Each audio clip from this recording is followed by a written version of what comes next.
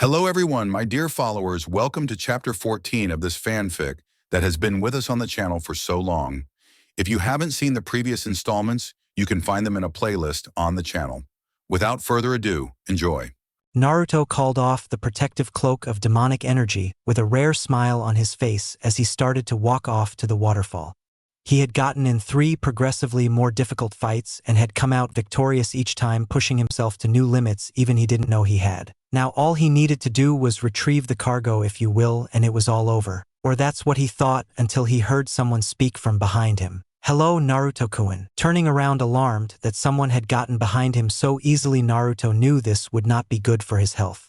If this person was capable of sneaking up behind him, then there was no doubt that they would easily be able to kill him in his weakened state. All of those mortem thoughts vanished, however, when Naruto's blue eyes met with the familiar stoic expression of his sensei, and the brother of the shinobi he had just battled, Itachi Uchiha. Of course, Naruto knew that he was called one of Konohagakure's greatest traitors, but in Naruto's somewhat biased opinion, his sensei was nothing like the snake Sannin. Naruto's breathing was still heavy as the toll of using most of his chakra, then the exhaustion from accessing the Kyuubi's chakra slowly continued to take effect on his tired body. He smiled a tired smile at the welcome sight of his favorite sensei. "Itachi-sensei, what are you doing here? Shouldn't you be out with Mihawk-sensei traveling around doing whatever it is you two do?"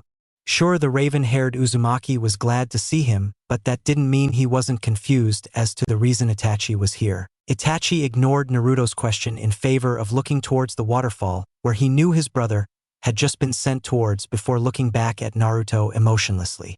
He had a few questions that needed to be answered himself, such as, was Danzo involved in this at all? "I was coming to the Leaf so I could check on you like I planned on doing before the Chunin exams, but something came up that took a majority of my time until a few weeks ago." That brought a smile to Naruto's face, since he never really had anyone checking up on him aside from Mikoto and Hiruzen, but here Itachi would travel across the continent to check up on him. It just felt good to know that the man he saw as a big brother cared about him enough to put himself at an inconvenience. Naruto did note that Itachi's eyes kept flickering between he and the waterfall, but Itachi didn't comment on it. However, right now he didn't care. He was finally seeing his sensei after so long and he wanted to enjoy it. "Now that I am here, I need to tell you about the person, or I should say group, that caused me the delay, because it will more than likely involve you eventually, Naruto-kun," Itachi said with a slight frown on his usually emotionless face. He didn't like the idea of a group of S-ranked nin going after his student and surrogate little brother. Naruto watched silently as Itachi brought his hand up towards his eyes, where he then pointed specifically to his Sharingan enhanced gaze. Understanding the silent message, Naruto brought his dwindling chakra to his eyes, unleashing his own pair of cursed eyes. The two then locked gazes, where the younger shinobi allowed his sensei to put him under a harmless genjutsu that was meant for Itachi to be able to share his memories with the Uzumaki clan head. It would show Naruto that he and Mihawk had encountered the Akatsuki and the goal that the missing nin allowed to leak in his confidence. However, just as they got to the point between the point of no return and where the information was about to be transferred, Sasuke emerged out of the waterfall sporting a massive spot of red flesh around his stomach, showing that Naruto pulled back so only the demonic chakra seared his skin. The furious and equally exhausted Sasuke looked ahead, but from his position Sasuke could only see Naruto's back and not his brother, who was ahead of Naruto. The Avenger's lips twisted into a smirk as he fired up the last Chidori he'd be able to manage until he was fully recovered. The sounds of the chirping birds created by the powerful lightning release technique went unheard by the two in the genjutsu world. Sasuke, seizing his opportunity, lunged forward and drove his hand through Naruto's chest, just barely missing the heart. Naruto's eyes widened when he was cut from the genjutsu, and his vision already faded from the Sharingan and started to get bleary. Looking ahead, Naruto saw that Itachi seemed to still be looking on stoically as he coughed up a mouthful of blood, and before he could gather any thoughts on the matter, he was unconscious. Sasuke's satisfied smirk turned to a downright furious expression when he saw his brother of all people standing there. Ignoring that horrified look on Itachi's face, the curse mark warrior ripped his arm from Naruto's chest before throwing him into the water with a loud splash. Seeing the source of his hatred, Sasuke's curse mark went straight into stage 2. The hate-filled nin quickly went to perform another Chidori that would have surely killed him until he felt a sharp pain on the back of his neck. Sasuke fell forward only to be caught, or more specifically draped over the arm of a man in the Akatsuki's robes with an orange spiral mask showing off one dark hole so the person behind it could see. Itachi, who watched the whole thing happen in less than a second, from the man appearing to knocking out Sasuke, and the elder of the siblings immediately reacted, firing off a grand fireball, but sadly the man had already absorbed Sasuke into a black wormhole and the ball of flames passed through him harmlessly. Ah! Why would you try and set Toby on fire? Toby is a good boy. The masked man, now named Toby, asked in a childish voice that could easily make any person think that he was an idiot. Itachi, though, knew better. He remembered this man from the night that he slaughtered the Uchiha clan, and he knew that he was no good. Drop the act.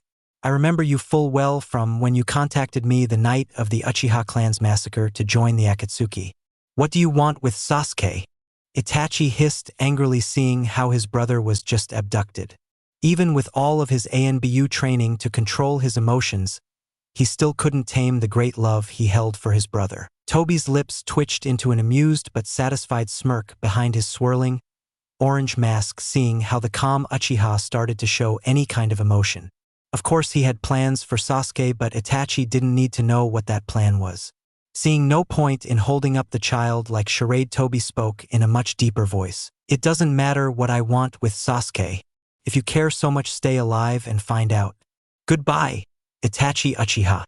Then, like he was never there in the first place, Toby was sucked into a black wormhole that came through the space behind him. Itachi stared angrily at the spot that Toby once occupied before shaking his head and hurrying down the river, his Sharingan desperately searching for Naruto's body, which he found was quickly traveling towards a shallow set of rapids. Pumping chakra through his system, Itachi hurried to Naruto's aid, pulling him out of the current before the rocks below could do any more damage to Naruto's delicate state. Laying the unconscious, wounded shinobi on the ground, Itachi prepared the mystic palm jutsu until he felt a familiar signature closing in and fast. The Uchiha prodigy knew who this person was and had no desire to be around her, especially when she was angry. Taking a step back, Itachi proceeded to vanish in a perfectly executed shunshin, and just before the person he was avoiding made her presence on the scene. Eyes wide in fear and disbelief, Kushina looked at the sight of her son bleeding, and she acted quickly, getting a stasis seal ready to apply to Naruto. Sochi! A pained groan escaped from Naruto's lips as he woke up, eyes slowly blinking the sleep out of them as the seconds ticked by. After a few moments in the silence of the dark hospital room, Naruto managed to get a grasp on just where he was. He remembered going back to recover Sasuke, but it was dark then as it was now, so for all Naruto knew, he could have been out a day or a week. The thing that had the young shinobi stumped was how all of this happened, because he was 100% sure that he had everything under control back at the Valley of the End, so that raised the question of happened to put him in such a state. Closing his eyes, Naruto began and tried to recall what happened after he had put Sasuke in the waterfall. In the silence and dark, the hospitalized Uzumaki continued to recall things his mind had locked away from him, and in the end he broke through that mental barrier. He remembered Itachi showing up and talking with him about a few things, then shortly after putting him under a genjutsu. Slowly Naruto's mind pieced together his own version of what happened, and the end result made the teen's blood boil. He knew that Itachi was looking towards Sasuke a little too often for his liking. So in Naruto's mind it made perfect sense that it was a way for him to stall enough so that his brother could recover. The genjutsu was it all just a move to put Naruto in a position that he couldn't protect himself from Sasuke's Chidori. He always knew that Itachi loved Sasuke even for all of his faults, and there were quite a few. Naruto sat up and glared at the wall in front of him as he hissed in pain, putting his hand to his chest, only making it worse, but it didn't quite compare to the hurt he was feeling psychologically. I always knew that Itachi loved being a big brother, even if it was to someone as spoiled and arrogant as Sasuke, but I always thought he cherished the bond we had as much as I did.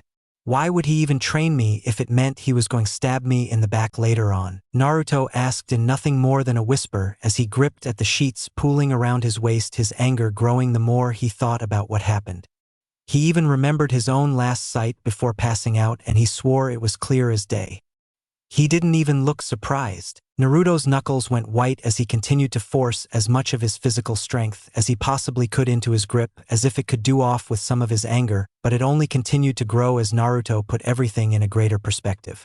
Why is it that everyone I am supposed to be able to trust wrongs me? I trusted my parents to give me a life of care and nurturing, instead I was left with neglect and abandonment. I trusted the village to be a place where I could live in peace and be safe. I got a massive mob of citizens who would only allow me to be in peace when it was in a grave they sent me to. I was supposed to be able to trust Itachi to be my big brother, but instead I was pushed away in favor for a self-absorbed megalomaniac? Why is it I am the one left in the trash? Naruto shouted out towards the open window like the answer would come to him. The anger and feeling of betrayal fueled Naruto's ocular powers, and his red and black eyes slowly began to transform. The black tomo in each eye suddenly grew and turned each eye completely black. Slowly a red flower sprung out in the center of each purely black eye. The red flower became more defined as each second went by. The petals of the Japanese rose that were each started to get much more curved to the point that every flower petal looked like a small reaper's blade. The pain of awakening his Mangekyo Sharingan quickly took its effect. Reaching for his eyes, Naruto clamped down on his skull with his hand, but before he could pass out on due to the pain, he felt something land on his lap. Peering through the spaces between his fingers with his Mangekyo, Naruto smiled, seeing that it was Suisei. "Are you okay, Naruto-kun? I could feel your distress building through our link, and I hurried over as fast as I could." Suisei asked with no small amount of concern, as she looked into Naruto's floral pattern Mangekyo eye with a matching set on her face. Staring into the eyes of his familiar, Naruto knew that her eyes evolved as his did, so he realized just what had happened. He had finally gained his next Sharingan, so it looked like Itachi's betrayal had served him some good. "Yes, but we are both about to pass out, Suisei, but can I ask you a question before that happens?" Naruto asked, his voice soft and his Mangekyo fading back to his normal blue eyes as he waited for the crow's response. Suisei tilted her head to the side, her own eyes going back towards the standard black for crows, before she nodded slowly, telling Naruto to go ahead and speak his mind. "Please promise me that you'll always be there when I need you." Suisei stayed silent for a few moments, but not because she had to think about the answer. It was because she had never heard Naruto sound so vulnerable. He was always so strong, steadfast. "I will always be at your side, Naruto-kun.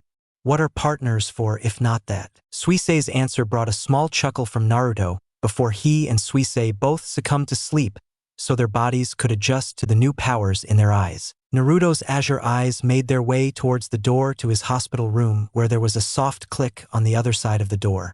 He was wondering when someone would come to check on him, but he did realize he woke up just after sunrise, so he did expect to have to wait some time for someone to come and do the checkup. From his slightly reclined position, Naruto felt a sense of relief seeing that Shizune would be the one doing his checkup.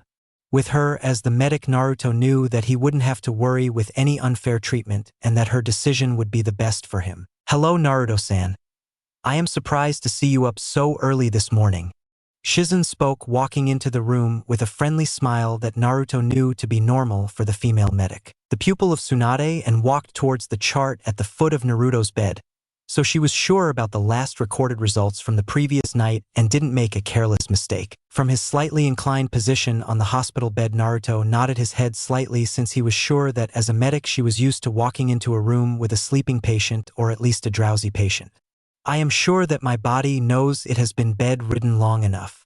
If I may ask, Shizune-san, how long have I been under your care?" Humming to herself, Shizune finished her assessment of the medical records on hand for the Uzumaki clan head before she walked to the side of the hospitalized teen's bed with a gentle smile.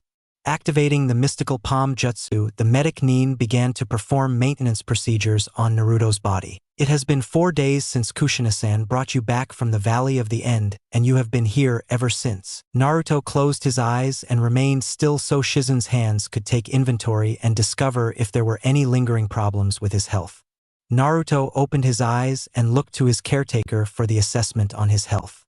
"Well, Naruto, everything is fine aside from the massive scarring on the right side of your chest. The only major problem is that to get your arm back to full capacity you will need to go through physical therapy." Now Naruto had a general base of knowledge on many things, something that only increased after he became the clan head of the Uzumaki here in Konoha, but that did not mean he knew everything, and this was one of those cases. His face scrunched a bit as he tried to think why that was. Shizune picked that up and immediately began to explain the situation to her patient, so he could understand what was going to be expected of him. "The lightning nature of the attack that struck you did a number on the nerves and muscles in your arm, so if you want to be able to use it as effectively at before, you are going to have to rehab the muscles in it. A despondent sigh made its way out of the raven-haired teen's lips as he seemed to sink into the mattress he was on top of. He really didn't like the sound of that because that meant he was going to be stuck inside of the village when he really liked to be out on missions or training if the first option wasn't available, but with his arm in shambles he wouldn't even be able to do that. Naruto looked at Shizune with a look of fake optimism because he doubted this would work, but it was worth a shot. I doubt that means I can go out and start training again? No, you cannot, and as the person who has chosen to take the role of your physical therapist, I strictly forbid you from doing anything that will put too much stress on that arm until it has been properly treated. If you need to train, then train your mind. Shizune said with a playful smirk that made Naruto grumble under his breath. Shizune was about to leave the room until she turned back to Naruto, who was looking up at the ceiling. Oh, and Naruto, you have visitors. Who are they? Naruto asked without removing his eyes from the ceiling overhead, but his voice did carry a certain amount of intrigue. Mikoto-san and Hiruzen-sama, along with your family, they are all waiting outside in one of the waiting rooms to hear if they can come back here. Shizune saw Naruto's eyes take a hardened glint at the mention of his family. She knew that the relationship between them was extremely strained, and she would listen to what Naruto would say since it was her job to make sure he wasn't stressed during his stay at the hospital. If I only see Mikoto-chan and the old man, then Minato and Kushina would surely insist on coming here, and I don't want to have to make Shizune deal with that. I can just see Naomi and Narumi and talk to the Mikoto-chan and the old man later. Naruto thought to himself, sighing softly since he could feel the fatigue trying to come back. Can you send my sisters in and tell the others that I don't want too many people back at once? Naruto requested, looking back at Shizune, who looked a little confused but nodded anyways since he requested it. The medic knew that Naruto disliked his sisters, or so she thought, but if he was asking for them, then maybe they had started to make amends. She smiled at the thought and at Naruto since it seemed like he was maturing because it took a strong person to forgive another. Nodding, Shizune left the room, leaving Naruto and Suisei, who was resting near the windowsill, making Naruto chuckle. Hearing footsteps coming towards his room, Naruto instantly appeared more stoic, just on the off chance that Minato tried to pull the Hokage card on Shizune, therefore disregarding his request. The door opened and in stepped both of his sisters with small smiles, seeing their brother up and not sleeping like he had been for what felt like an eternity to them. Naomi took another step forward with her hands behind her back, getting Naruto to arch an eyebrow. She quickly brought her hands in front of her and showed Naruto a rather large stuffed bear, which he stared blankly at, making Naomi nervous, while Narumi tried to stifle her laughter seeing the odd scene. The more the moments went by, the more that the young red-headed kunoichi thought that her gift was going to be rejected. Naruto couldn't hold it any longer and his stoic appearance crumbled as he began to laugh, surprising both of his sisters who had never heard the sound. Narumi, who was the smarter of the two, knew why and soon joined in, giggling into her hand. All the laughter around her made Naomi embarrassed, which the heavy blush on her cheeks represented. She voiced her irritation, trying her best to not start stammering as they continued to laugh. What's so funny, you two? Naruto, who was breathing heavily due to his heavy laughter, sat completely up, hoping to get more air into his lungs before they started to burn from being deprived of oxygen. Moving his hands away from his ribs, Naruto looked over to the pouting Naomi with a slight grin on his face. What makes you think that someone like me would want something like that, Naomi? Naruto asked, actually interested to hear the reasoning behind her thoughtful but childish gesture. You may be strong, Nissan, but you have to recover, and things like these are meant for people who are recovering, you big jerk. Naomi said in mock anger, though on the inside she was glad to see this side of her brother. The same for Narumi, who was watching with a smile. Acting stubbornly, Naomi pushed the teddy bear into Naruto's chest, unknowingly pushing against his still hurting torso. Narumi moved forward and put her hand on Naruto's shoulder when he recoiled as the bear pushed up on his still tender scar. Narumi moved her hand back and forth on his shoulder soothingly, while Naomi looked fearful, thinking she really hurt her brother, something she never wanted to do. Are you okay, Naruto-kun? Letting out a deep breath, Naruto slowly nodded his head, looking to both Naomi and Narumi with an easing smile. He gently removed Narumi's hand and sat up straight, rolling his stiff neck, hoping to work out a few kinks. I am fine. It's not her fault that there was a massive hole in my chest. Naruto spoke dryly while also making note to thank the Kyuubi when it was up again for fixing his chest. He knew the great chakra monster could heal his arm, but if he did not, then Naruto would not ask him to. Narumi's sky-blue eyes widened at the admission of her brother, and how nonchalantly he could say something as serious as that. Narumi stared sternly at her brother, making him wonder just what he had done wrong. "What do you mean there was a massive hole in your chest?" The way she was looking at him showed it was an order and not a question. Naruto stared back at the two, not giving any emotion away, but he was surprised that the two were not aware of what happened to him yet. He was operating under the assumption that his sisters would have been in the loop of what had happened. The question he was thinking on was if he could trust them enough to share what he knew. He determined this would be their test. "I will tell you what happened, but you have to promise me that whatever is said in this room will stay between us no matter who asks you, even if it is Minato or Kushina." Naruto's blue eyes changed back to his Sharingan so he could detect any slight shift in any of their facial muscles that would be a sign of them planning on lying to him. What the Uchiha did not know was this was just the opportunity that his sisters were waiting for to prove themselves in the eyes of their brother. Without a moment of hesitation, they nodded sternly, both staring right back into Naruto's eyes, unafraid, which made Naruto smirk. "I was called on by the Hokage to become a recovery team meant to back up a team created by Shikamaru with the goal of retrieving Sasuke Uchiha, who had defected to join up with Orochimaru in Oto. I successfully recovered Choji and Niji before I teamed up with Shikamaru to defeat his opponent that Orochimaru had sent to ensure Sasuke's successful arrival." Naruto went on telling them the bare basics of what had happened on his mission, earning him 2 nods and then silence as they waited for the rest of the story. Naruto was pleasantly surprised that he was not to be interrupted. "I managed to stop Sasuke at the border of Land of Rice Paddies and the Land of Fire, more commonly known as the Valley of the End. Even though I was running low on chakra, I managed to subdue Sasuke even with the aid of the curse mark given to him by that snake. However, I had an error in judgment and paid for it by taking a Chidori through the chest." Naruto spoke derisively while ridiculing himself for letting his guard down even with Itachi in the area. He did notice Naomi's hair seemingly breaking into 9 tendrils, while Narumi's cold blue eyes reminded him of looking into a mirror. Naomi, being the more reactionary of the audience, quickly exploded in anger, all of which being directed at her former comrade, who she had almost come to blows with on their last mission together. "That bastard, what the fuck does he think he is doing? Next time I see him, I am going to put him down, and painfully. That's a promise." "Language, Naomi." Narumi chastised her sister, even though she was still looking at Naruto equally angry and nodding in agreement with her sister's sentiment.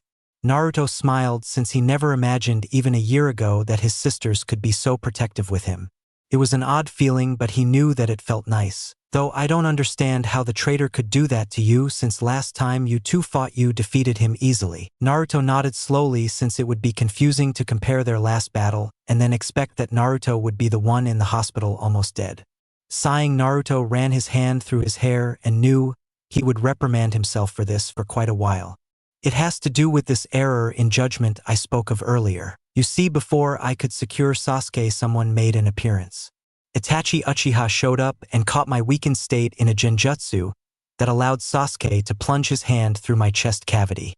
Naruto spoke, his eyes spinning as they resonated with the anger coursing through him. Why would an S-rank missing nin show up to save Sasuke unless he had a plan that involved Sasuke? Narumi asked aloud, looking out the window where Suisei was still resting peacefully, which got an agreeable hum from her sister, who had a similar thought. Naruto found no need to correct their assessment about the man he thought he knew. "Here is the part that I need you to be completely silent about. I won't even be telling the council about this development. Do you understand?" The intensity of Naruto's words brought both girls' attention back on them. Straightening up on instinct, both Narumi and Naomi nodded their heads. Returning the nod, Naruto closed his eyes and slowly opened them back up, showing his sisters his Mangekyo Sharingan. Both girls found themselves getting lost in the beauty of the deadly floral iris pattern Naruto's eyes now possessed. Naruto stared at them until they eventually broke free from the naturally hypnotic nature of his Sharingan. "Sometime after Kushina brought me back to the hospital, I woke up in the middle of the night and pieced everything together, and the emotions I felt at the time awakened the second stage of the Sharingan Kekkei Genkai, the Mangekyo Sharingan. Naruto spoke calmly while Narumi and Naomi nodded slowly, taking in this new information on the Uchiha since they had never seen such a thing while in the village. Wait, why aren't you going to tell anyone about your eyes? Naomi asked, not completely sure why he would want to hide something that made him so powerful, or at least look powerful to her. She thought it would make more sense to appear strong at all times, and the eyes she was looking at definitely looked powerful. These eyes are like gold to people who would like nothing more than to further themselves, such as the council. And to be honest, I have yet to discover what these eyes can do or even train them. I may have them, but they are not combat ready. Naruto said, letting his Mangekyo fade back to his natural azure-colored eyes. We understand, Naruto-kun/Nisan. The pair of sisters said in perfect unison, which had Naruto smiling. He decided that he would trust his gut, and that same gut was telling him that he needed to trust his sisters on this occasion. If it blew up in his face, then he would deal with it, but something told him that it would not. This time, Naruto flashed them a brief smile before he looked back to the window, wondering if any more needed to be said right now, but in the end he decided that nothing more was needed, at least not at the moment.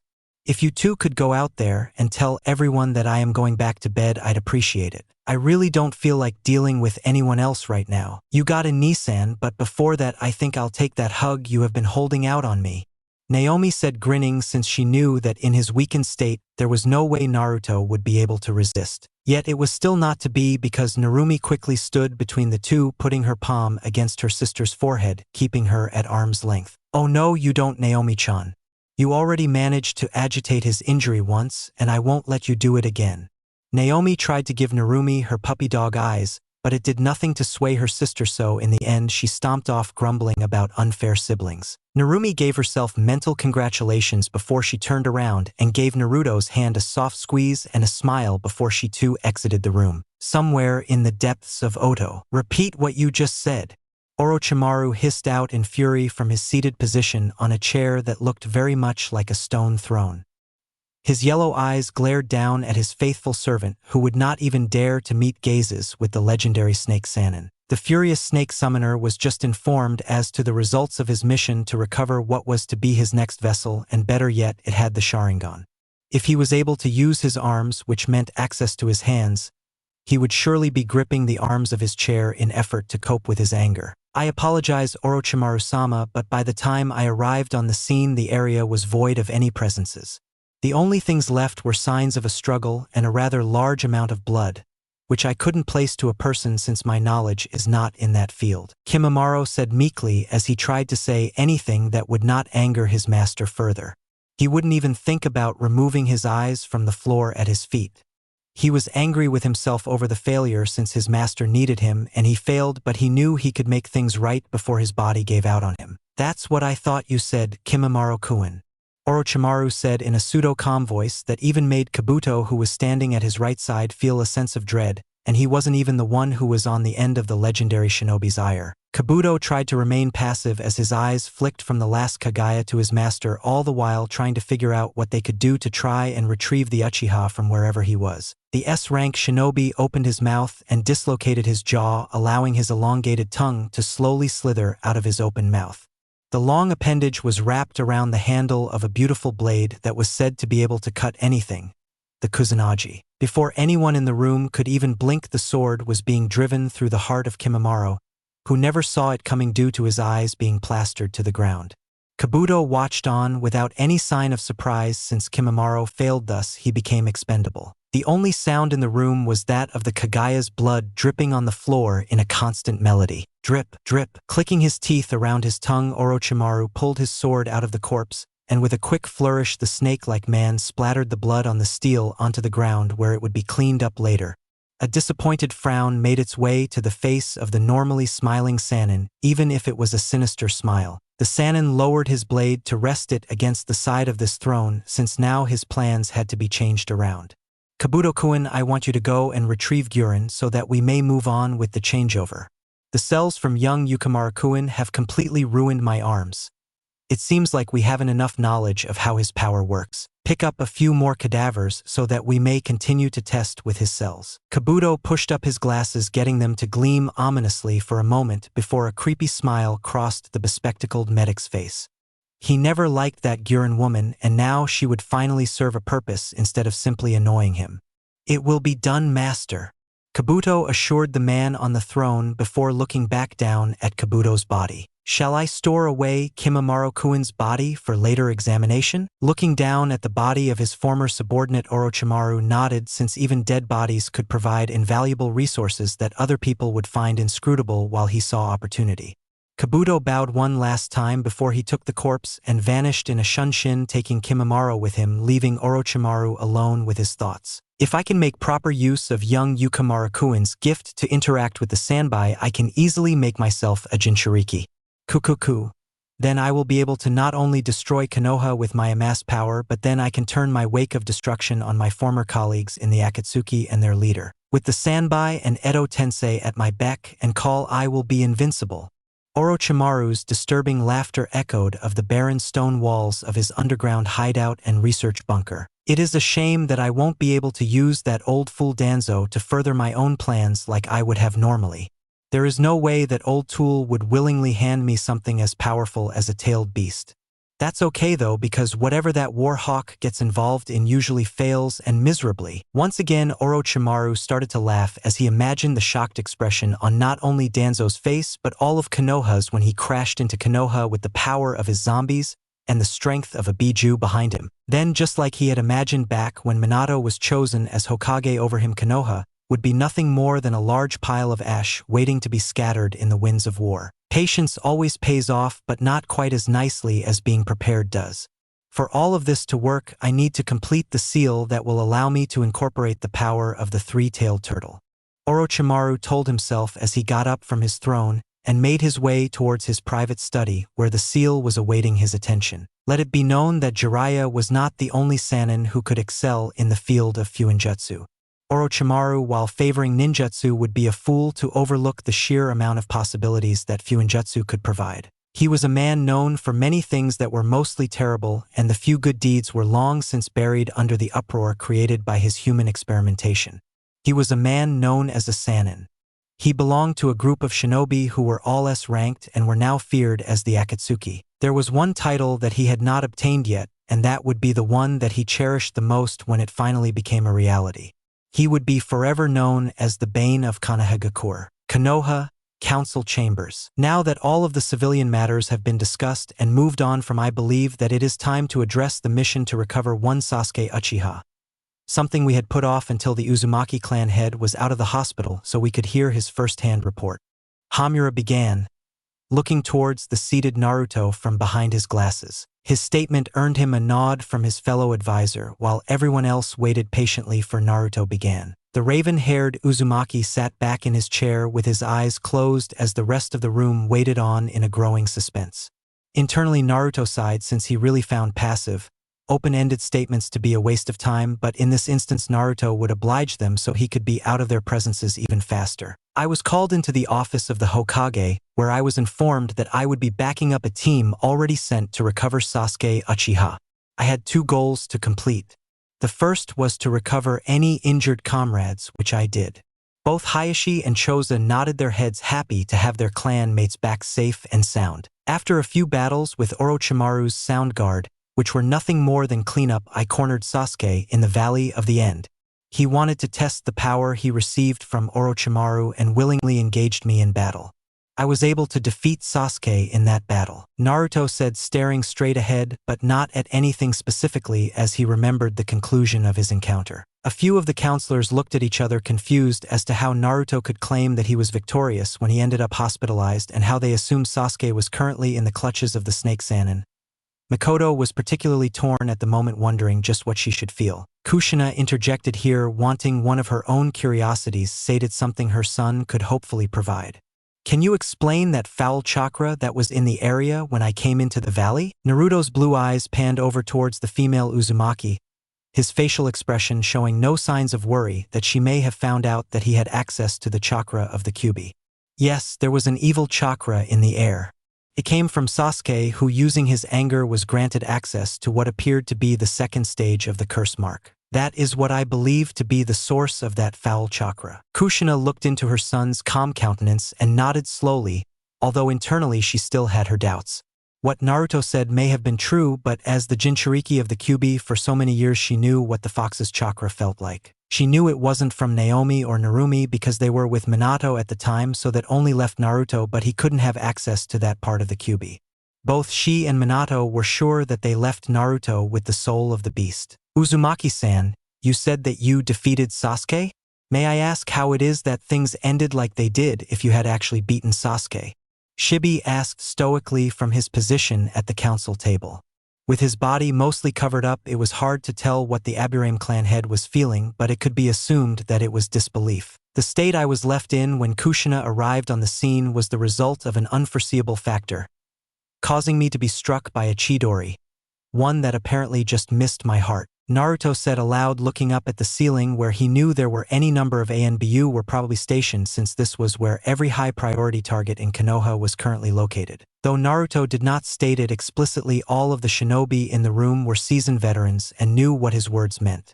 What Naruto really said was that there was a third party involved, and it was someone that he personally didn't expect to be there, which meant Orochimaru and Oda were out of the discussion. Who or what was this person that created just havoc on your operation? Naruto looked over to Danzo, who was squinting at the young clan head, currently fuming over the loss of yet another pair of Sharingan.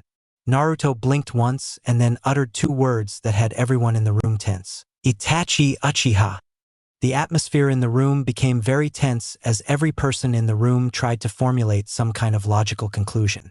The most desperate to do so was Makoto, who couldn't believe that Itachi would allow Sasuke to seriously harm Naruto, but one look at the teen, and she knew that Naruto believed otherwise. That alone left her conflicted on what she should believe and, more importantly, feel. Ignoring the heavy atmosphere, Naruto continued on as the others tried to form their own uninformed opinions. His blue eyes changed to his Sharingan as just thinking about what happened innately triggered such a response. I was running low on chakra, thus unable to maintain my Sharingan, and as such Itachi was easily able to trap me in a genjutsu. While I was immobilized, Sasuke stuck me with a Chidori. I blacked out quickly after that and woke up here in Konoha in the hospital, so I too am unaware as to Sasuke's location. Naruto's honest account of what he knew had Hamura and Koharu sighing, since they had hoped that the Uzumaki could shed some light on what had happened. It was true that he had answered some questions, but they could still use some more information. That's when the council members in the room all looked to the wall behind the Hokage, where Jiraiya stepped out from with his arms crossed and a frown on his face. From what I gathered from my contacts, Orochimaru hasn't shown any recent activity in the bases that we know are somewhere in the land of rice paddies. That could be a good thing or a bad thing. A good thing because it means my teammate probably doesn't have the Uchiha brat, and a bad thing because that means someone else does and we don't know who for sure. Jiraiya's conclusions brought deeper frowns on to the faces of a few of the counselors, because no matter how one viewed the subject, Konoha lost a valuable asset. Asuma, who had been listening silently until this point, sighed, finding this whole thing to be one large mess. He could totally see why his father had passed this duty down to him, because it was extremely taxing. If only his brother was still alive to be pawned off with this, but at least the traitor who had murdered him was now gone from this earth. Well, what do we do about Sasuke then? Minato closed his eyes for a moment as he thought about what were the options they had, and then what was the correct path to take. Furrowing his brow, the yellow flash finally came to his choice. The choice Konoha would follow. We cannot put Sasuke in the bingo book.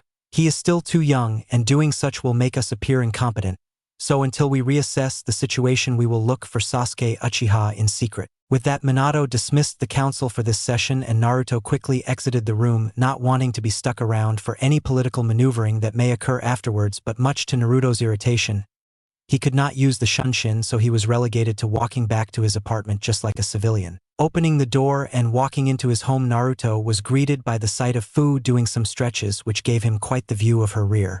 He coughed, hoping to get her attention. Fu blinked and immediately turned around, staring in at Naruto in embarrassment, being caught in such a compromising position. The only thing that made her feel slightly better was the fact that Naruto was also blushing at what had just inadvertently happened. Fu quickly recovered and walked over to Naruto, being careful not to touch him just in case he still had an injury she wasn't aware of. Smiling at the sight of her first friend in Konoha and maybe the entire world, Fu rocked back on her heels. How are you feeling, Naruto-kun? I was going to come and visit you, but I wasn't sure how the villagers would react to me if they figured out what I held, so I decided to just wait. Fu admitted with a sad shrug that visibly brightened when she made it clear that she really would rather talk about her question than the statement. Naruto would have loved to tell his fellow Jinchuriki that she could just scare the life right out of the civilians if they said anything, but he held his tongue, seeing she'd rather talk about something else. Naruto motioned for the two to take a seat, which Fu nodded to and sat down next to her friend so they could talk. I feel just wonderful, considering that I will basically be on lockdown here in the village until my arm gets better. Her orange eyes blinked as they looked at Naruto's arm much more intently before she poked his bicep a few times with her cocked to the side, clearly confused. Naruto looked at her confusion with no small amount of amusement. Something is wrong with your arm? Are you sure? Because it looks fine to me. Apparently the nerves and the muscles in the arm need to be reworked so they can perform at 100%, so I am going to be going through physical therapy here in the village. Naruto said, sighing despondently as he thought about all the time he would have to spend around the citizens and their mutual dislike for each other. Fu laughed at the expression that Naruto was giving her, while adding in a patronizing pat on the shoulder that only made Naruto feel worse about the whole thing, only fueling her amusement. Good, that means you can spend more time hanging out with me. I can finally get a full tour of the famous Konohagakure. I mean, Hinata only shows me some places before she gets called off to either do missions or clan duties. Oh, don't you worry, Fuchan, sooner rather than later your probation period will be up, and you'll be doing so many missions that your head will spin. Naruto fired back with a vulpine grin, making Fu sigh sadly since she kind of liked the free lifestyle she was currently enjoying. Naruto was glad to hear that Fu was getting out and about instead of dwelling in his apartment like a cave bear. Fu's disgruntled expression quickly changed to a mischievous one as she giggled internally at how perfectly Naruto had chosen his words. Putting on the most innocent expression that she could muster to hide her devilish intentions, Fu looked at Naruto innocently, making him gulp internally. Since I am not working, that means you will pay for my meals, right, Naruto-kun? I mean, you are quite the gentleman after all. To top everything off, she gave the shocked Uchiha a smile full of admiration that made it impossible for Naruto to deny her. Fine, the Uzumaki clan head mumbled, looking extremely downcast, a look that could only be compared to one who had just lost their puppy. It was quite the sight to anyone who had seen Naruto before in the public setting, because they would never had thought these two could be the same person. The mint-haired former Taki Nin completely ignored Naruto's sudden depression and rushed for the door with a bright smile on her tanned face. Yay, it's Shiraka time! Fu did not notice Naruto's expression get even worse when she said that, because he knew he'd get an earful from Ayam, who he hadn't seen in a while. He just knew this was going to be one painful experience both for his wallet and for his head when Ayam smacked him with a frying pan. Konoha Uchiha compound. Naruto sat there by himself in the library of the Uchiha compound, surrounded by a series of books, all of which had to do with information on the Mangekyo Sharingan. He was surprised that when he showed up that Makoto was not present, but he guessed that she too had responsibilities she had to take care of, so Naruto let himself in, knowing she wouldn't mind him doing so. He was surprised to see so much information on the evolved cursed eye, but maybe they were more common back then. Different times bred different situations, or so Naruto would think. A part of Naruto was glad that his surrogate mother was currently absent, because he wasn't quite sure what to feel about her considering what had just happened between he and Itachi. It was that lack of certainty that would have had the young Uchiha hide his new eyes from Makoto just on the off chance she would stab him in the back like both her sons, one literally and the other metaphorically. Shaking his head, Naruto activated his Mangekyo Sharingan and picked up the book on the top of the stack. He figured there wouldn't be any better place to start of his search. The basics of the Mangekyo Sharingan. Naruto smiled, reading the title of the book, seeing this was just what he needed, since Itachi never told him anything about his own Mangekyo. But what Naruto found to be the most interesting was that the book was penned by Madara Uchiha. Figuring he wouldn't find any more reliable information on the eye anywhere else, Naruto began to read, skimming through, and eventually finding what it was he was looking for. He began to read. I have recently awoken what myself and my kinsmen have named the Mangekyo Sharingan, which to have I deciphered is the second stage of the Sharingan's development. After a few days, I have come to realize that these eyes came to be because I underwent a period of extreme emotional distress. While I have yet to discover what these eyes can do, I do know that I have never felt more powerful than I do now. With this strength, I will surely be able to defeat Hashirama when we next come to blows. Naruto left the book opened up to that page before he slid the book over to his left so that he could search for a book he had saw earlier while he was collecting everything. Tabbing his thumb against the spines of the book, Naruto stopped with a smile when he found the piece of literature that he was searching for. The book was titled A Catalog of Known Mangekyo Sharingan Abilities. Opening up the book, Naruto proceeded to look over all of the abilities the Mangekyo was able to perform, but he did note that it said only certain eyes could do certain things, which meant he may have one or more of these abilities if he could have none of them. Amaterasu. The jet-black flames of the Amaterasu, said to be the fires from hell, and as hot as the sun, ignite at the focus of the user's vision. These flames are unavoidable and will continue to burn for as long as the object they are attached to continues to exist. It is currently unknown if the flames can be manipulated. However, the stress of this technique will cause the user's eye to bleed. Users. Itachi Uchiha Koto Amitsukami. The ability to cast a subtle but very powerful mind-controlling genjutsu on a target.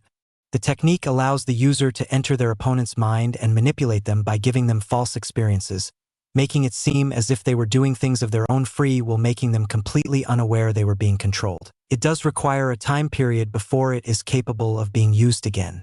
Users. Shursui Uchiha Susanoo. A humanoid being that surrounds the user and fights on their behalf. As one of the strongest techniques granted to those that have acquired the Mangekyo Sharingan, it acts as the user's guardian deity. Users. Madara Uchiha, Izuna Uchiha, Itachi Uchiha, Shursui Uchiha, Tsukuyomi. A very powerful genjutsu that could be considered the strongest to exist, where the user brings out the spiritual world of darkness. To be performed, Tsukuyomi requires eye contact, which allows the user to completely control anything in the world, including time. The target of the genjutsu is exposed to severe amounts of mental trauma that could lead to a coma if the time in the world is extensive. Users. Itachi Uchiha. Note: while not Mangekyo abilities, it is suggested to look up the Izanami and the Izanagi. Naruto smiled at all the information that he had, and there was only more to be read, but before Naruto completely immersed himself, the raven-haired son of the Hokage had to make sure there was no sign that he was here in the first place. Sealing up a few of the books that he wanted to hold on to for the time, Naruto quickly put back everything else before hurriedly leaving the compound, wondering just what these eyes of his could do. Reading about all the other eyes only made that need to know much stronger. Naruto knew that he needed to play his cards right so that he could take the next opportunity presented to him, so that he could train his new eyes under the guise of secrecy. To do so, he needed to escape from the eyes and confines of the village.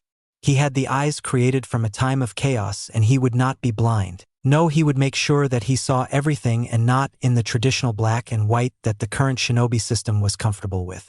No, he would change his future, and his Mangekyo Sharingan would help him do it. Konoha Gakure. Okay Naruto, why not try and throw a punch to see how far your strength has come since we started the strength exercises a few weeks ago? Shizune said with a kind but serious look on her face that showed she wasn't taking it easy in making sure the Hokage's son was ready to get back in the flow of what it meant to be a chunin of the village hidden in the leaves. It was something that Naruto noticed and had him respecting the medic Nin more than he had before he became her patient. He had already respected her ability, but now he respected her character and work ethic in making sure he was ready no matter what his name was. Hell, he was a clan head, and she still told him no when he was being particularly stubborn. Taking a deep breath, Naruto nodded and lowered himself into the Uchiha-based interceptor fist style of taijutsu. Eyes alive with his standard Sharingan, Naruto launched himself at Shizune using his average speed of movement with his arm ready to deliver a blow. Shizune, who had instructed him to move at a moderate speed, was easily able to take the blow with her palm, but there was a solid thud and Shizune slid back a few yards and was forced to shake her arms of the tingling feeling that was coursing through her arms. The result of the attack caused the first apprentice of Tsunade, the Sannin, to smile. It seems like you are getting some of your natural strength back. But in saying that, we still have to get you back into combat shape now. You won't be of any use to anyone if you get tired after 3 minutes in battle, so get ready Naruto, here I come. With a small smirk, Shizune fired a hail of senbon from a launcher hidden in her loose hanging sleeves. The raven-haired Uzumaki's Sharingan red eyes widened slightly. His Kekii Genkai allowed him to track the path of the thin ninja tools. Having just come out of the stance he needed to adopt so he could dodge, he batted and a fist just to the left of his head. Eyes of Kunoichi and Shinobi locking, Naruto gave his physical trainer a small smirk. Your skills as a jounin have been well earned, Shizune, that much I can see. Sharingan Genjutsu Nijire. Copy will I illusion. Distortion. Naruto muttered, making effective use of his blessed eyes to put Shizune under a subtle genjutsu that would affect depth perception and put a sluggish aura around her. Shizune, however, was extremely perceptive. A skill honed through medical training and quickly bit the inside of her lip and dispelled the jutsu through pain, which was a surefire way to escape most illusionary arts. When Shizune planted her foot on Naruto's chest and kicked him away to provide some space between them, Naruto frowned at the failure of his jutsu. He wasn't sure if it was rust or Shizune was that good, and for the sake of his ego, the Uchiha decided on it being the latter. Physical activity is all good and well, but let us see if I can keep up with the jutsu, something that all Uzumaki have the gift of using at will. The raven-haired clan head said in his thoughts while going through the seals for a jutsu. Once the young Chunin finished with the last seal, Naruto lifted his fingers to his lips and fired the chakra building in his lungs. Katan, Gokakyu no Jutsu. Fire release. Grand fireball technique. A blazing ball of flames spread from his lips and grew in size just before engulfing the space that Shizune was occupying. Naruto did not bother to allow himself the time to fret over his rehabilitation teacher, since he saw the quick substitution she used to escape being baked alive, and from the very back peripheral of his vision, he could see a flare of chakra, and acting on instinct to survive, he ducked just as Shizune's hand came cutting through the space he just vacated. His eyes narrowed slightly when he saw one of the few techniques that the most skilled of medics learned to defend themselves. He was slightly alarmed when he saw a few locks of his hair were shaved away, showing him that her close was much closer to hitting than he first thought. Those attacks can cut things? That is not good, because it works perfectly with her extensive knowledge of the human anatomy. One blow could spell the end of me. Though I doubt she even has those thoughts, mistakes can still happen. Naruto grimaced a bit when his sudden drop down put some jarring pressure on his still recovering arm. Although it wasn't much, it was still enough that it provided him with some mental discomfort. Naruto was forced to backpedal as Shizune continued to aim for debilitating blows that she could eventually heal, but despite knowing that the raven-haired shinobi had no desire to take a blow, Naruto continued to back up, dodging the strikes thrown at him, but what annoyed him to no end was that he could not parry the blows because of how much of her hands and partially her wrists were being covered by the chakra scalpels. Catching the glimpse of a tree approaching from behind him, the Uzumaki clan head rolled to the left at the last moment, causing Shizune's hand to catch the tree, and for her to curse internally. Almost had him. But it is good that he is able to move so nimbly. Shizune kept to her thoughts, showing she hadn't completely fallen into the swing of the battle. Those hands of yours can give life and take life. I wonder why people call the Hyuga dangerous if any capable medic like yourself can do such damage. How scary, Naruto said to himself, but loud enough so that Shizune could hear his complimentary words. Shizune, for her part, let a light blush spread over her cheeks, since she was rarely complimented on her skills, which may seem ridiculous since she was the apprentice of the slug queen Tsunade Senju. Fighting back her blush, Shizune then dropped back into a readied stance, unperturbed by Naruto's ever-watchful Sharingan eye. Her confidence was almost palpable, a confidence built through skills and having the utmost faith in those same tools. Those are very kind words, Naruto, but flattery won't be getting you anywhere. Now then, get your guard ready, because here I come. Ichiraku Ramen, Konoha. There were two composed sounds of people eating food and a slightly more frantic, unrefined source of slurping coming from between the two more civilized people. Behind the counter were the smiling faces of the father-daughter combination of Ikarakus, the fine ramen providers of Kanahagakure no Sato. I know how much you love our ramen, and I do appreciate it, Naomi-chan, but maybe you should take a moment and take a deep breath so you don't suffocate on ramen. The daughter of the duo, Ayam, said with a good-natured smile and a slight, teasing jab aimed at the energetic daughter of the Hokage. Ayam is right, Naomi-chan, you need to breath or else you will choke yourself out on the noodles. A message saying how the daughter of the Hokage passed out eating Ichiraku won't do them any good. They might even have to close down if something like that was to happen. The blonde-haired Kunoichi said, though it sounded more like an idle thought that she just so happened to think about at the moment than a threat.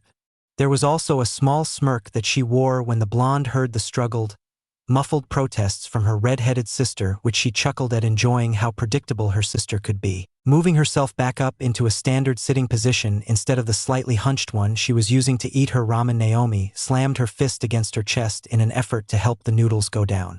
Naomi took in a deep breath before turning and leveling her sister with glare of betrayal for the words she had chosen. One would think that her sister had just physically struck her from the look that she was giving off. Wani-chan, you should never say anything like that ever, not even if you are joking. Ka-san would never let it happen anyway, so ha. Naruto, who was sitting on the left of Naomi, ignored the small bickering competition that was going on between his sisters, but there was a small smile pulling at the corners of his lips. If someone would have told him a few months ago that he would be doing this very thing, he would have laughed in their face, and he was plenty sure it would be a dry, mocking one too. I guess Hiruzenjiji was right when he said that I was growing up. The younger me would never be doing something like this with them. Feels nice, to be honest. His thoughts revolved around him being able to let go the hatred that was constantly lingering over him like a dark cloud that would shadow his life. Yet there was something that he missed despite being so mature for his age. There was something even Naruto could see. He couldn't see that his hatred, his darkness, was simply moved to another target or targets. Naruto was so far in his own thoughts that he had failed to notice that the damp ends of his chopsticks hit the end of his bowl. He was only free from his mind when he heard the empty dink of the sticks hitting the porcelain bowl.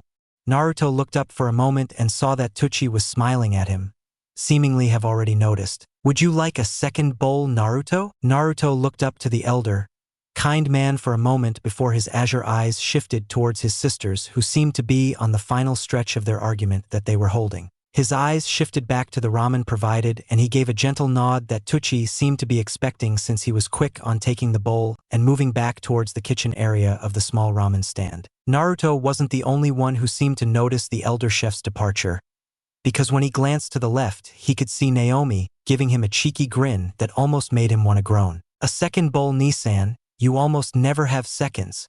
I knew you were starting like us, and don't even try to deny it. Naomi cheered with a victorious grin that made Narumi giggle from behind her, since she could see the slightly annoyed expression that was forming on her wayward brother's face. Before Naomi could gloat further on the change in Naruto's heart, she was forced to yelp and nurse the slight red spot on her forehead before sending a pouting look to a smirking Naruto, whose hand was holding his chopsticks and slowly being lowered back to a resting position. Satisfied that he had put down the slight ego boost that Naomi was getting, Naruto turned his eyes back to Narumi, who was laughing at her sister's misfortune, getting her to stop laughing in case Naruto turned his strange form of behavior correction on her. Giving her an approving nod, Naruto then looked back to Tsuchi, who had just placed his bowl down before leaving before Naruto could thank him, getting the raven-haired male to quirk an eyebrow. He looked back to his sisters while waiting for his ramen to cool. I am only having a second bowl because Shizune is a slave driver when it comes to her duties in the hospital. Nothing more or less. Something in Narumi's sky-blue eyes seemed to click with the wave of realization when she glanced back to her brother, which Naruto noticed and waited for her to tell him whatever it was she had floating in the forefront of her mind. Naruto-kun, I am supposed to let you know that Hokage-sama wants you to come to his office in 2 days for some kind of meeting that we are to attend. Narumi spoke calmly while also using the title of Hokage so that she could maintain a level of professionalism and increase the chances that Naruto would attend the meeting. Both she and Naomi watched in building anticipation as Naruto seemed to be ignoring them in favor of his bowl of food. After one last spooled-up mouthful of noodles, Naruto patted at his lips with a napkin before humming and looking ahead, but at nothing really in particular. A few silent moments later, Naruto shifted his eyes and looked at his sisters, only now his eyes were alive with the Kekkei Genkai of the Uchiha, the Sharingan. Naruto simply stared at the two, wondering if they had given away his secrets to Minato, Kushina, or any number of people that would love to know about it. Is that so? It seems that the Hokage requires his children to come to him, but should I give him a refusal as a clan head or no? Naomi and Narumi frowned slightly, but before either could offer some form of retort to try and convince Naruto, he had vanished in swirl of black crow feathers, leaving a half-finished bowl of ramen as the only sign that he was there in the first place. The sisters let go of tired sighs in stereo when they realized Naruto was not going to be able to treat their father like he was willing to treat them. Naomi pushed away her empty fourth bowl, no longer finding her body capable of wanting to eat more. Appetite gone. Mumbling incoherently for a few moments, the redhead eventually turned her head, staring inquisitively at her sister with sad, violet irises. Do you think that we will be able to convince Nissan to come on the training trip with us? Naomi asked quietly while glancing back to the seat that Naruto was just using. right beside her a feeling that was now worlds apart from what she was feeling now. I don't know Naomi-chan, but if there is one thing that I know, it is that Naruto-kun is very independent and won't be forced to do something that isn't part of his own plan. His will is as strong as any one person I know. Only time will tell. Narumi said with the same kind of frown as she offered her own insight on the enigma that was their brother. She was just as disappointed as her sister, but she would wait until the meeting before she made comment, since her brother was anything but predictable. 2 days later, Konoha. Naruto stood there with his Sharingan burning and the 3 tomo in his eyes, rotating with a frightening intensity, considering he was only shifting his gaze from the tree a few feet away and his blade twilight that he was holding secure with his left hand before swapping it over to his right. It was a skill that Mihawk hammered into his muscle memory, saying that a swordsman with tendencies was a dead man, which always had Naruto snort out a laugh at how his sensei always wielded his black blade in one way. But when you are as skilled and as dangerous as Mihawk sensei is, I suppose you do what makes you the best. It was the thoughts of his sensei that brought a rather prominent frown to the raven-haired Uzumaki's lips. Thanks to his rehab sessions and time off, he couldn't get in any form of swordplay, and now Twilight felt like a foreign presence rather than an extension of himself. Such a thing was unacceptable for any kind of swordsman, down from the most average of blade wielders to the legends. Fingers clenching with more force around the hilt of his tricolored katana, Naruto closed his eyes and crouched low to the ground, shoulders rising as he took in one last inhale. Then he vanished. It was only a moment later before the tree that was in the center of Naruto's vision was marked by 3 clean, passing slashes, and another moment after that before the once tall tree fell to the ground in the varying portions that caused quite the loud impact and nearby forest animals to flee in an effort to preserve themselves. It was another second before Naruto would reappear seemingly from the air himself in what was a perfect body flicker. Not quite as fast as Shursui, but the tips he left for him all those years ago sure showed when there was no signs Naruto used to Shunshin. The Uzumaki clan head clicked his teeth in annoyance when he caught sight that it took a trifecta of cuts to dismantle the tree when his previous record was 2 aiming for a single cut. Sighing, the shinobi calmed himself and turned around just in time to find another presence standing in the impromptu clearing, regarding him from behind the porcelain mask over their face. The purple hair, however, was more than enough to demolish the anonymity of what the mask was supposed to provide. It was Nico, of course. An attempt to tug at some form of heartstrings for the woman who would help him out back in his helpless days. Nico? Naruto spoke in a calm voice that was void of any form of emotion apart from a sense of civility. It was something he forced himself to learn right before announcing that he was to be the Uzumaki clan head. A stern tone would make any plans he might or might not have all the more difficult to implement if he was to alienate himself amongst his peers, and too soft of a tone would let people think he could be walked over. The ANBU with the mask and the codename Nico gave a slight dip of her head that caused her long purple hair to move with the flow of her motions. It was standard ANBU protocol to respect those of the council, which Naruto certainly was. Perhaps if she was off duty she'd use his name, but that was neither here nor there. Uzumaki-sama, the Hokage has requested that you report to his office immediately. Thank you for informing me, Nico. Naruto replied calmly, but despite what he said, it was clear that the Chunin was not at all considering what was spoken, and instead was looking to continue on deeper into the forest where he could continue training, hopefully undisturbed. However, before he could move any further, Nico once again appeared in front of him, ending any forward progress. I am afraid that Hokage-sama made sure that I expressed to you that this meeting is urgent, and that if you are not willing to comply, I will have to use force. Naruto of course sighed softly when she said that. He was not foolish enough to believe that he would pose much of a challenge to ANBU-level kunoichi in his current state. Silently, he took his eyes from the woman before him and guided them north to the sky, where the red eyes faded back to their natural blue shade. Upon his reluctant nod, both ninja vanished within the respective Shunshins. A minute or so later, both shinobi appeared in the center of the Hokage's office, with only Naruto remaining in place, while Nico went and took back to her post, hidden in the shadows and ready to protect her Kage. Not at all concerned, but definitely intrigued, Naruto glanced over his shoulder to see his sisters and mother standing, and in front of him was his father and his teacher. I do wonder where this will go. Clearing his throat, the Yondaime Hokage was the first to speak when his blue eyes leveled on his son, who remained still with a look of clear detachment. Naruto, there is something very serious we thought that we should include you in now that you have proven yourself to the village. Then there is how this affects the state of this political climate, the fragile peace. The truth be told, it was that he never trusted Naruto with the information on the Akatsuki, something they were unaware that Naruto already knew about. Everyone in the room looked at Naruto wondering how he would react, but when they were greeted by nothing but a stony-faced stoicism, they were not at all surprised. Growing even more anxious by the silence and the importance of the news that had yet to be delivered, the famed Toad Sage continued on for his most prodigal student, with all intent on drilling the gravity of the situation into the wayward son's stubborn head. Naruto, you don't know this, but somewhere out there a group of S-rank criminals are amassing assets and connections in preparation to gather the nine-tailed beasts. They call themselves the Akatsuki.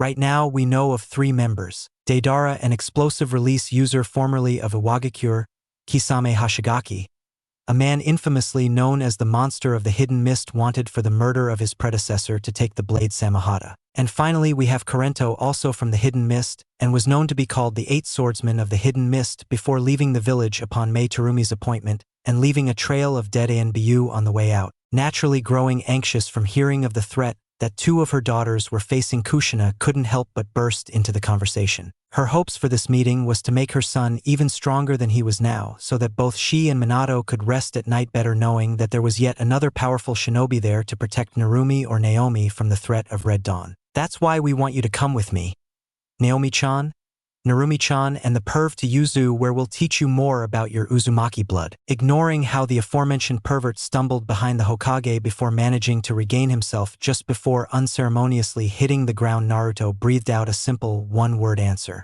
No! What do you mean no? This is no time for you to hold onto that stubborn grudge of yours, kid. These shinobi are no joke, and if you continue to refuse our aid, not only will your sisters lose the Kyuubi, but the entire world will be in danger, so open your eyes. Now, the first time that the black-haired teen refused to be trained by him, Jiraiya was peeved, but now he was more than agitated that Naruto would still not let go of his hate when things like the world were at stake. He didn't have time to appease an upset child. My answer is what it means, but if you must know why a certain crow in the Uchiha clan decided to pay me a visit during my mission with the Fuma Weasels. I learned of the Akatsuki and the basics of their delusional plan to try and control the Biju. Naruto said calmly, like he was not dropping hints about his former teacher and brother figure meeting with him. Not that they knew that Itachi taught him or actually met him during his fight with Sasuke, but Naruto just chalked that up to them not needing to know. Watching the signs of realization forming on the faces of the 2 legendary shinobi in front of him, Naruto continued on with his small, informative speaking session in hope that these bits and pieces of information would keep them from bothering him too much. Because of this, I have already taken steps to do the training that I need to undertake to prepare myself. From behind his desk, the blonde Hokage could feel something growing in his gut. Not wanting to call it dread because the word didn't fit, he just narrowed his eyes slightly on Naruto, whose lips started to twitch. Naruto, what are you planning? Minato all but demanded to know what was running through his son's mind. Mirthless smile firmly painted onto his lips, Naruto rolled his neck, causing his eyes to close momentarily before they slid back open, revealing his standard Sharingan eyes, the smile still in play. I am training these eyes and the secrets of them that even I am unaware of, but to do that I needed to find somewhere special. Naruto would pause there and shift his eyes to gaze out the window in front of him, past the 2 shinobi in front of him. Actually, the real Naruto should be there now. No need for me to hang around anymore. And without so much as another word, the teen standing there went up in smoke, signaling a shadow clone. The room stared at the spot that Naruto, or his shadow clone, was standing just a second ago, with varying degrees of disbelief on their faces, not quite believing that they couldn't tell that they were talking to a shadow clone, even though it was next to impossible to distinguish the difference between the original and the clone. A few moments of silence later, Kushina took her 2 daughters and moved to prepare for a trip to their ancestral homeland, while Minato turned to look at his sensei with a serious expression in play on his sharp features. Knowing his student like the back of his own dirty hand, the white-haired pervert showed a moment of rare seriousness and gave a slight nod before crossing his arms over his broad chest, a frown lightly in place. I'll have my spy network try and dig up signs of where he may have gone, but I doubt it will help if he had time to think of a plan. He would not count for my spy network if he didn't want to be found. Jiraiya made sure to warn his pupil before his hopes got too high, rotating in his chair just as his teacher made use of his favorite exit. The window. Minato knew that he was right, but still couldn't help but hope that somewhere in Naruto's soul, heart, or conscious that he would accept and join up with the rest of his family. Before he could delve any further into the subject, the door to his office opened and the Hokage was forced to school his features as he came face to face with the darkness of Shinobi, Danzo Shimura. Flashback end. Yes, that was all flashback. Get ready for current times. The sound of wind breaking around the constant flapping of what sounded like wings was the first thing that a sleeping Naruto Uchiha awoke to. Groaning slightly still, tired from yet another night of almost endless training, the teenager was clearly fighting against the urge to fall back asleep, but soon enough a loud cawing sound started to fill his ears. As loud as any blaring alarm clock, the Uzumaki clan head sat up stiffly, his movements a bit sluggish, but yet the shinobi's eyes remained closed, like he was hesitant to find what kind of light or freight would greet him on the other side. Eventually his eyes would draw open, and from behind those eyelids came to be exposed two black pools with a red, ocular rose pattern, with each petal curved to appear as a blade of a scythe, all through natural evolution. The unique design of Naruto's Mangekyo Sharingan would have pierced through all that he looked to, but here there was no fear, only acceptance from that who awoke him. Hearing the same call once more, Naruto nodded in complete and total understanding to what would be incoherent nonsense to others. Swinging his legs from the makeshift bed he had created, the raven-haired crow summoner would move to put on his clothing for the day. The ones he wore to bed were scuffed and cut from training and needed to be replaced. Opening the dresser that once again had to be carved from wood during his stay in Kurohane Forest, and with good reason, seeing that crows had no necessity to have such furniture in the already minimal amount of rooms they had available. From the wooden drawer, Naruto withdrew something that was folded over itself and a deep shade of ebony. Closing the drawer and taking a few steps back, he would slowly unfold the article of clothing until it was straightened out. When it dropped out, the clothing item appeared to be a black trench coat that went past Naruto's hips slightly from just hanging in front of his body. The material of this trench coat at first glimpse may have appeared to be a smooth, uninterrupted material that was quite clearly black in color, but when examined in greater detail, it would become apparent that the material was actually feathers interlinked so expertly that they were weaved to have no openings. Now, under normal circumstances, a coat made from a bird's feathers may have been a devastatingly poor choice, but Naruto knew better than that because he personally watched and assisted in making this coat out of the feathers of Shokai himself. The head of crows assured the Uchiha that his feathers alone could stand up to the protective capabilities of a Kekii Genkai lost to time, the Koton, the steel release, meaning it would hold strong against blades, kunai, shuriken, and even some low-level jutsu. Zipping the coat up over his bare chest, there would be the slightest peak of crimson-red lining inside of the coat that was meant to keep the body warm and stable should the need arise, with the only requirement being a small feeding of chakra into the gear. Just switching his pair of navy shinobi pants for a similar black pair, Naruto would glance into the mirror with his Mangekyo Sharingan and give a shrug before heading off to meet the old crow, giving waves and nods to those crows that acknowledged their second summoner. It took about 10 minutes for Naruto's leisurely pace to get him to the perch where Shokai could be found on most occasions, and like the start to their usual meetings, Naruto simply gave his boss summon the slightest nod of his head. That was the sign that Shokai took to begin with this meeting. Tell me, Naruto, how long has it been that you have been living in our forest now? Don't tell me that you have gone senile in your old age, Aoyabun?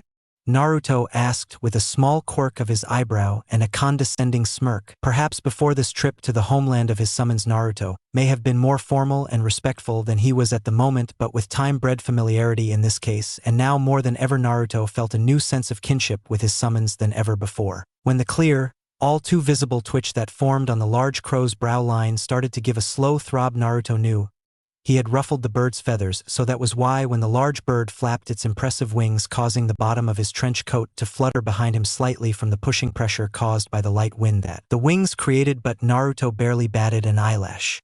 Brat, sometimes I wish I could just pick you up in these here talons and drop you to your death. There was then a period of silence between human and summon, neither of which speaking, instead opting for staring in a test of wills, the ending to which was suddenly broken by their combined laughter that lasted for a few minutes before ultimately the pair fell back into their respective serious states. Crossing his arms over his chest with a stoic expression plastered on the features of his face, Naruto blew a bang of hair from his vision before regarding Shokai with his Mangekyo Sharingan. We weren't supposed to have a meeting until I was getting ready to head out in another 3 months, so what is it you need? Yes, it had been 32 months, give or take a week or so, since Naruto had left the village to go and train in peace with his summons and without hindrance, just as was the plan. There was no contact or even concern about the hidden leaf in finding him, and it worked in reverse too. During his time in isolation from the world, the young Uchiha kept himself shunned from the world around him, unaware of anything from the hidden villages to the Akatsuki. Every moment he could spare had been infused into strengthening his body, his eyes, and his skills as a shinobi. Right to the point as always. The head of the murder murmured under his breath with a tired sigh, hinted at under those words, and Naruto knew that Shokai made that audible on purpose but made no comment. Anyways, some of the young ones have picked up on some interesting information that gives me reason to be concerned. Tell me, Naruto, do you know anything about the Box of Ultimate Bliss? Box of Ultimate Bliss? Naruto parroted the last 4 words spoken to him with his head curiously tilted to the left, clearly showing that the Uzumaki clan head didn't have the faintest idea of what the aged crow was speaking about, which didn't at all surprise Shokai considering the consequences around that damnable box. That is no surprise considering that the box itself was something of an artifact back during the times of the Sage of Six Paths and the rise of Ninshu. The crow started off immediately catching the attention of the human before him, who was clearly interested in hearing about the father of shinobi. During that time, the Box of Ultimate Bliss was used by Kusugakure to try and take over the world with the box's power to create with a utopia with them at the seat of power, but the Sage of Six Path put an end to that so that the peace Ninshu was meant to create could prosper. Confused but still very much intrigued, Naruto used the pause to pose a question that was itching at the back of his mind. Wait, they attempted to take over the world with a box? A box. No matter how credible that Naruto knew his boss summoned to be the black-haired Uzumaki, just could not help but be baffled by the thought of box of all things leading to a state of domination that would reach across the world. The story tells that the Box of Ultimate Bliss is capable of granting any wish that one may ever conceive. Immortality, wealth, power. None of these things are out of reach for the box. It was this line of thought that drove Kusa to seek it and the other nations to bury the box deep under the earth of where Kusugakure has now expanded to cover over the past 5 decades. Seeing the look that Naruto was giving him, Shokai just continued on with a more factual statement or two rather than myth and legend. Shaking his head and causing a few of his feathers that naturally rose from talking about the box, Shokai continued on with his tale. A tale that would hopefully keep a young man he saw as his own son out of trouble. It is good to see that you don't buy into that fantasy, because the reality is that all of that is a trick to get people to open the box and release the avatar of residing in the Box of Ultimate Bliss, the Satori. What is the Satori exactly? Naruto asked while silently wondering why Shokai was giving him an extended rundown on the history of such an obscure but potentially dangerous weapon that was the Box of Ultimate Bliss, because despite that potential of a long-existing threat, Naruto did not see why it needed to cut into his time. Satori is the puppet that carries out the dangers of the box, because its job is to take victims and toss them into the box itself, where once inside, the horrors of the box corrupt the minds of its victims until the warping is no longer reparable. And once that process is complete, the box uses its victims as stock, so that Satori can continue to be reborn for as many victims as the box has claimed, which is limitless. Naruto, whether he consciously recognized it or not, swallowed at the thought of having to fight an endless slaughter of demon after demon. What is the point of this Oyabun? So far all you have been telling me are stories that mothers would tell their children to keep them from misbehaving. This is tiring my patience, Naruto said with an ever-growing tone of annoyance, a deeper frown slowly crawling across his face, causing the crow to internally frown at the denial of his summoner, but nonetheless he acquiesced and got on with the purpose of this call. An unsettling amount of the little ones have informed me that there has been a stirring among the elemental nations about this very same box. Naturally, this has sprung a certain amount of well-founded concern on my part, so I sent a few scouts to take a look over Kusugakure, and though I am not certain about if this is true, I am certain that there is quite the amount of activity going in and out of a prison located in Kusa Hozuki Castle. Knowing Naruto was going to question him on why this was important in the grand scale of things, he acted before his subordinate got any more unruly. Quickly, he pushed forward the real point of this. I come to you with this because a few crows have reported to me that forces from Kumogakure have been spotted around the area secretly taking information on the caste prison, such as its layout and manpower. As you know, Kumogakure has had a history of being power-hungry and greedy when it comes to things like this, and you have the unique position of being able to insert yourself into the famous blood prison. Slowly, Naruto's black eyebrow slowly arched up into the cover of his hanging bangs, a reaction all too telling for the wizened crow. He knew that he had Naruto's attention now, no doubt thanks to the intrigue of possibly meeting the Satori. It was a not-so-secret that Naruto enjoyed a good fight. Oh, and how am I in such a favorable position, Shoke? The son of the Hokage, clan head of the Uzumaki and a member of the fabled Uchiha clan. Despite not going out of your way to attain fame, you have built quite the reputation amongst the people of your generation.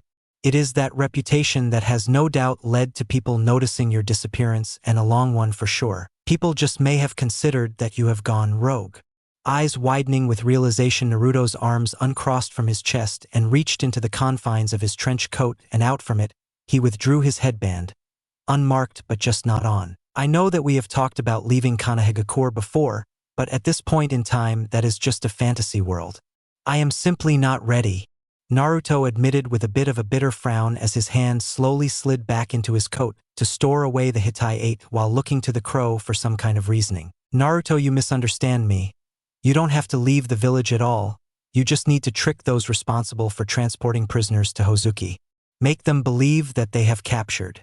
Let them think they are doing their superiors a favor, and then you have your way in. Shoke pushed the subtle thoughts into Naruto's mind and watched as the gears had started to turn in the young human's head, and if the crow could do so, he'd be grinning cunningly. Where the crow could not, Naruto was grinning much alike a fox up to a rather fulfilling prank on someone who had antagonized it. Eyes flashing slightly as some of the spiritual power of the forest channeled into his body, Naruto straightened out his posture and regarded his summon with a smirk. You are really sly, but I suppose that is to be expected of someone like yourself who has quite the number of years under your wings. Not giving Shoke a chance to respond, Naruto turned and made way to go and study up on this blood prison before his capture by the hidden grass forces. Wait, Naruto, how are your eyes? Shoke asked with a bit of concern, having heard from Naruto about the pitfalls of his powerful dojutsu when he explained it to both he, Shoke, and Suisei upon arriving when they were activated by the presence of the forest. No need to worry, Oyabun. It looks like you were right about Kurohane because my vision hasn't gotten any worse considering how my eyes have been activated all along. Kurohane's abundant spiritual energy is feeding the Sharingan and is actually placing something like a stasis seal on them, but should I use these eyes outside of this place, then the path to blindness will surely begin. Now then, have a good day, Naruto said with the faintest tugs of a smile on his lips before he walked out of the meeting place just like he had entered it. The distinct sound of the whistling of a strong wind echoed out throughout the field that was littered with soot and sand, with numerous boulders spiking up from the inhospitable ground below. It was so very strange to see such a barren wasteland when only miles away from this spot was the forest of the crows. Naturally, this caused Naruto to wonder if the reason for such a drastic difference was the sheer amount of nutrients the forest would need to run on being sapped from the lands around them. Time to see how far I have come since I first tried to do this. Closing his right eye, the black-haired Uzumaki focused his left eye on a rather large boulder positioned in the center of the desert field and channeled the chakra into his eye. Feeling his Mangekyo pulse with power, Naruto breathed out a simple word that would cause many to shake in fear under the legendary jutsu. Amaterasu. Heavenly illumination. Just a moment later, the rock in the focal point of his vision was engulfed and set ablaze by the legendary black flames produced by the Uchiha bloodline, the Mangekyo Sharingan. Standing still, Naruto watched as his jutsu slowly ate away at the rock until there was nothing left of the rock but a scorch mark burnt into the sand, which was already being covered up by a fresh coating of sand courtesy of the winds. He would sigh after running a few fingers through his hair while mumbling to himself. Still can't get the shape manipulation down, but at least it takes less time for the flames to materialize. Next, Naruto would create a shadow clone and have it lock eyes with him for a few moments before Naruto would mutter the next jutsu gifted to him by his so-called cursed eyes. Tsukuyami. Moon Reader. Not even moments later were both Naruto and his clone now in an inverted world with all black color aside from the bloody red sky, with Naruto standing there and staring at his clone that was crucified on a pair of hooked-off T-shapes. Taking a simple glance around, Naruto gave a brief nod and dropped the ultimate genjutsu and hence returning himself to the real world. Okay, now that I have tested those two, let us get on to the grand finale of this little training run. The black-haired shinobi spoke under the howling of the wind, while focusing chakra back into the both of his eyes to activate his personal guardian, Susanoo, Tempest God of Valor. Suddenly a white, almost shining energy started to gather and build around the Uzumaki, becoming brighter and brighter until it pierced through the gloomy covering of the sandstorm. Slowly, the large humanoid, chakra construct started to become visible, which included what appeared to be fur draping off from its shoulders in true cape fashion, while the front of its armor appeared to be more tribal in nature than refined samurai or knight. From the jagged lines of fur and spaces of exposure, it all screamed self-sustained, much like Naruto's own life. Head slowly snapping upwards, there was nothing more defined than those piercing, almost amber-shaded eyes of the mighty Susanoo. The glow of those eyes was only magnified by how there seemed to be a clean-cut head of a massive bear worn over it as a head guard and a trophy. From the angle of the bear's open mouth, it was very difficult to say whether it was the chakra construct that had fangs or it the bear itself, but one thing was for sure. The chakra, being slightly released from the shadowy space of the mouth, seemed to escape like a light steam, adding to the menacing visage of the tribal warrior. Reaching behind himself, Naruto's will had Susanoo pull what seemed to be a sword's shaft from out behind him, which would fit Naruto's swordsman upbringing, but at the end of the shaft and on both sides were no straight blades but cured outward double axes, giving the massive weapon for blades and a very propeller-like appearance. Slashing one hand forward from his position, levitating inside of Susanoo, Naruto caused the weapon to go spinning into the sand before him, and immediately there was a deafening crash and a geyser of sand spewing into the air, causing a layer of sand and debris to fill the impact site from sight. A glimmer of white gleamed through the cover of sand, and it appeared to be something akin to a chakra string. With tension on the chakra tether and another pullback, the weapon came twirling towards Naruto's position, and at a dangerous speed. Susanoo's hand quickly came upward and caught the twirling weapon with ease, showing Naruto's lack of concern to be well-founded as he stared down into the chasm created by his attack that seemed to lack an end, while sand came pouring into it, making it appear to be a sinking chasm. Taking a deep breath, Naruto slowly let the chakra creating Susanoo go, and as the being dispersed, Naruto fell towards the ground only to land with a graceful crouch. Pushing back, he would settle on a new position away from the threat of the massive chasm he had just created for the sure footing of the boulder below his feet. Impressive, but nothing I couldn't replicate with ease, the Kyuubi commented from within Naruto, watching through their shared link of senses, and while not openly admitting to such a thing, he was pleased to see that destruction being wielded by his container for once and not against him. Apparently, the introduction of the chakra creature caught Naruto slightly off guard, if the uptick in his eyebrow was meant to be any indication. "Oh? I was unaware that you had decided to watch my little test run, Kyuubi," Naruto murmured, slightly not bothered by the voyeur inside of him, but rather intrigued as to his reason for doing so. Hearing a distinct scoff coming from the back of his mind, Naruto couldn't help but grin a bit, knowing that the Kyuubi, much like himself, would try to keep a mask up for certain things, and in this case it was to hide his acknowledgement. "Don't get too cocky, Nin-gen. It is just refreshing to see that power fighting, and not against me." The orange fox would then give off a slight growl as memories of the Uchiha patriarch filled his mind. Already aware of where his tenant was going with that line of thought, Naruto interjected himself before the nine-tailed demon would go recluse and brood in his more dangerous thoughts. "Well, it doesn't matter how overwhelming or precise my attacks can be inside of the blood prison. After some reading up, I learnt that the warden there uses a seal of sorts to cause combustion to prisoners who try and access their chakra." The pseudo-Jinchuriki muttered with the telling of a frown on his face. "And what is so dangerous about that? You are still Uzumaki underneath all that Uchiha, aren't you? Just craft up some of those damnable seals that your ancestors loved so much and destroy that prison." Naturally, the Kyuubi no Kitsune would have a natural hate for the idea of prison, be they a human one or the body of a human, the prison of the Biju. Laughing lowly at the words of the prideful beast stored away in his mind, Naruto simply hopped from off his perch on top of one of the many boulders and began to walk back towards the forest of the crows. Hands folded behind his back and a devilish smirk in play on his face, Naruto looked into the desert sky with a very fox-like grin now morphed onto his lips. "Of course. After all, who do you think I am?" Two men walking side by side glanced opposite directions of each other to cover as much ground as possible, while also trading small, verbal jabs at each other to pass the time on their patrol. Finally getting fed up with the lack of anything substantial happening, not only this time but God knows how many times before, the one on the left threw his hands up into the air with a groan of exasperation coloring his voice. "Gah! I really hate this shift. It's dark, usually raining or cold, and we never find anything because no else is stupid enough to be out here when it's this dark." The man growled out his anger and punctuated it by kicking a small rock, sending it slamming into a tree base where it fell back to the ground harmlessly. Giving the man a "be quiet" hiss, the second man would slap him on the back of the head, causing it to droop downward and begin to ache harshly. Ignoring the obviously pained look on the first man's face, the second would then proceed to lecture him on their duties and how vital they are. "You idiot, we can't just not do this job and let someone sneak into or around the prison. What if one those idiots from the fruit group try to sabotage Muisama's plans, huh? Then who do you think they will throw into those eddies down below? It will be us. It doesn't matter at this point because then at least I will be able to see some action unlike the past few months.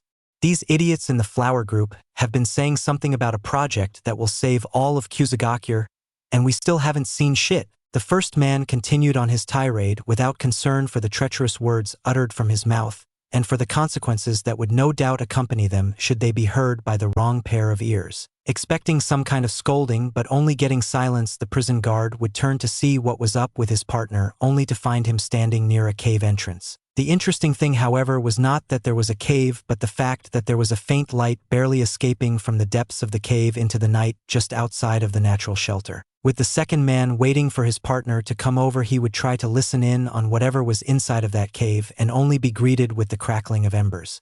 Seeing his teammate in position, both would nod before each drawing a kunai and stepping into the unknown cave. To both men, each step felt like an eternity, with the sound of their steps sounding like Class 5 explosive tags to their ears as they got closer and closer to that light source. Thankfully for the psyches of the two Kusa shinobi affiliated with the flower group, they only needed to take a few more steps before the cave widened, and they were greeted by the dying light of the campfire. Lowering their kunai but not putting them away, one of the two men walked around the fire and found a person there sleeping without a care in the world. However, this was not just any run-of-the-mill camper. No, this was Naruto Uzumaki or Naruto Uchiha, depending on who you'd ask, which alone was enough to widen the eyes of the one who found him laying there on the floor. "I think we just found the ticket that will get us off of this patrol that you hate so much, my friend," the man said to the one that had been so avid about complaining about their assignment, who looked none the more wiser about who he was looking at if the blank look on his face was anything to go by. "Yeah, I don't get it. How is picking up some random bum going to get us promoted?" Sighing, the Kusanin would then reach into his pocket and pull out a bingo book, one that held names of any notable shinobi in the 5 major villages, a standard for any minor village. Thankfully for the man who was confused, the page was already open to Naruto's page. "Fool. We are looking at Naruto Uchiha. He has been missing for 2 years, and some villages have speculated he had gone rogue." Blinking a few times, eventually the man holding the book would make a small look of realization on his face.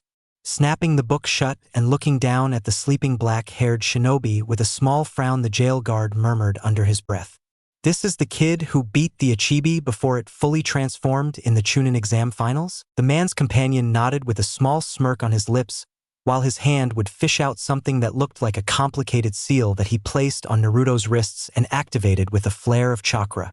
"Yes, but this boy is also an Uzumaki, and that means he has both plentiful and potent chakra, just what Muisama is looking for. That is why Naruto Uzumaki is our ticket to getting a promotion." Grinning from ear to ear as he envisioned a future in the cozy Hozuki castle surrounded by comfortable beds and warm food, the other man put the book into his coat and moved to help his partner with the lugging of the still sleeping Naruto off to their superiors.